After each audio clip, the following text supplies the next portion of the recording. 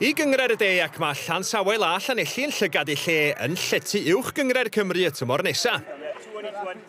A Llanelli yn eu crysau glas aeth ar y blaen wedi dim ond 3 munud. Tim Parker yn manteisio ar bas lac Robert Thomas ac yn dathlu o dan yr uchelwydd. Ond dim ond 6 munud barodd y fantai. Stephen Davy'n croesi, Tyler Brock yn penio ar draws ac rhoi anreg i gyn chwaraewr Llanelli Mark Jones. A chyn yr egwyl roedd y clychan canu'n Llansawel. Luke Harris yn penio i roi'r tîm cartra ar y blaen. Tydi Lee Bevan yn sicr ddim yn angal. Yn llorio Mark Jones yn y cwrt a Stephen Davy yn lapio i droed dde rownd y bêl i rwydo o'r smotyn.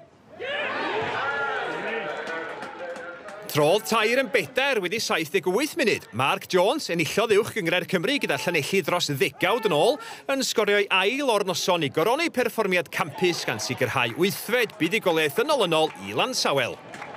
Boys done well the last couple of months, to be fair. We're playing well, we're creating chances, playing decent football, and as you can see and hear, the boys are loving it and enjoying themselves as well.